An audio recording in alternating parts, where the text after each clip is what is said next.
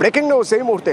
কয়লা পাচার মামলায় দুজন গ্রেপ্তার। এনফোর্সমেন্ট ডিরেক্টরেট যে দুজনকে গ্রেপ্তার করেছে তাদের নাম কিরণ খাঁ এবং চিন্ময় মণ্ডল। কেন তাদের গ্রেপ্তার করা হলো, অভিযোগ কি তাদের বিরুদ্ধে, জানবো। আমার সঙ্গে রৌনক রয়েছেন ফোনে। রৌনক, দেখো, ইতিমধ্যে ইডি সূত্রে জানা যাচ্ছে গ্রেপ্তার হওয়া কিরণ খাঁ এবং চিন্ময় মণ্ডল তারা আদতে কয়লা মাফিয়া ছিল এবং এই কয়লা দুর্নীতি মামলায় প্রায় 150 কোটি টাকার ওপরে বেআইনি আর্থিক লেনদেনের প্রমাণ পেয়েছে ইডি। এবং আজকে তাদের যখন আদালতে তোলা হয়, ইডির আইনজীবীর তরফ থেকে বলা হয় যে এই দুজন ধৃত কয়লা পাচারের সিন্ডিকেট তৈরি করে ট্যাক্স তুলতো এবং তাদের এই যে চক্র আসানসোল এবং দুর্গাপুর এলাকায় সক্রিয় ছিল।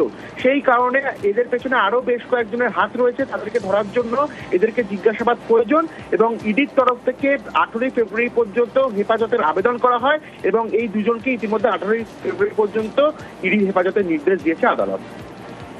ধন্যবাদ। এসআইআর যে জায়গায় দাঁড়িয়ে রয়েছে এই প্রক্রিয়া, তাতে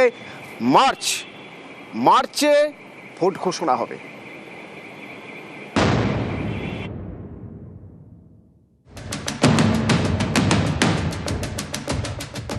ভোটের দিন কবে ঘোষণা করবে নির্বাচন কমিশন, কবে হবে ভোট, এই সব প্রশ্ন ঘিরে জোর জল্পনা।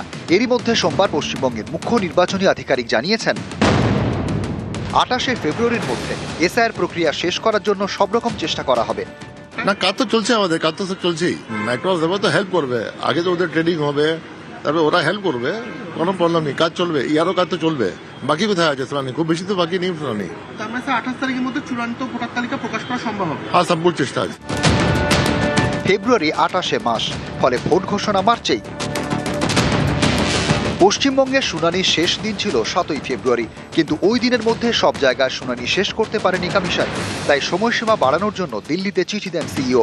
এরই মধ্যে সোমবার সুপ্রিম কোর্টে মমতা বন্দ্যোপাধ্যায়ের করা মামলার শুনানি হয়। শুনানিতে স্ক্রুটিনির জন্য ন্যূনতম আরও 7 দিন সময় দিয়েছে শীর্ষ আদালত, অর্থাৎ চূড়ান্ত ভোটার তালিকা প্রকাশ করার দিনও পিছোচ্ছে। খসড়া তালিকা বেরোনোর পর যুক্তিগ্রাহ্য তথ্য বিভ্রাটের তালিকা ধরে ভোটারদের হিয়ারিংয়ে ডাকছে নির্বাচন কমিশন। এই তালিকায় নাম রয়েছে প্রায় 1 কোটি ভোটারের। রোজই রাজ্যে নানা প্রান্তের শুনানি কেন্দ্রে দীর্ঘ লাইন। এই পরিস্থিতিতে সংশয় দেখা দেয় আদৌ শুনানির সময় শেষ হবে কিনা। শনিবার যেদিন শুনানি শেষ হওয়ার কথা ছিল সেদিনই সিইও দপ্তর জানিয়ে দেয় বেশ কয়েকটি বিধানসভা কেন্দ্রে শুনানি বাকি। তাই শুনানির জন্য আরও 7 দিন সময় চায় সিইও দপ্তর। এই শুনানির সময়সীমা পিছলে অন্যান্য সব ডেডলাইনও পিছবে। এরই মধ্যে দিন সুপ্রিম কোর্ট চূড়ান্ত ভোটার তালিকা প্রকাশে আরও অন্তত 7 দিন সময়সীমা বাড়িয়েছে। এদিকে এদিনই সিইও জানিয়েছেন এসআইআর এর সব কাজ 28 ফেব্রুয়ারির মধ্যে শেষ করার চেষ্টা হবে।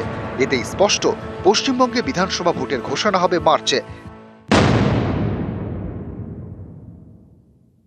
নিউজ 18 বাংলা।